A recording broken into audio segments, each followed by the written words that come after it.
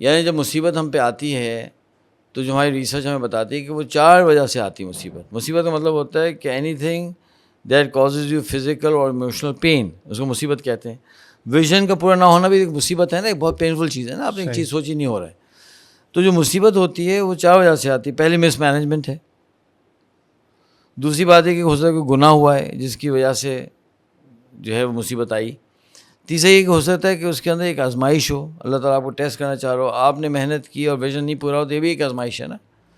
اور فورتھ یہ کہ ہو سکتا ہے اس کے اندر کوئی مصلحت ہو کہ اللہ سبحانہ تعالیٰ اس ویژن کو اکمپلش نہیں کروا کے ہو سکتا ہے کوئی بہت بڑا کوئی خیر کا دروازہ کھول رہے ہو.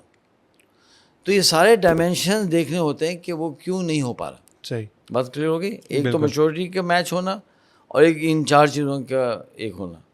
تو یہ میں سمجھتا ہوں کہ ریزن ہے کہ نہیں ہو سکتا. تو ہر بندے کی سچویشن کو انڈیویجولی اسٹڈی کر کے شاید کچھ آئیڈیا ہوگا کہ بھائی کیا مسئلہ ہے. صحیح, جزاک اللہ.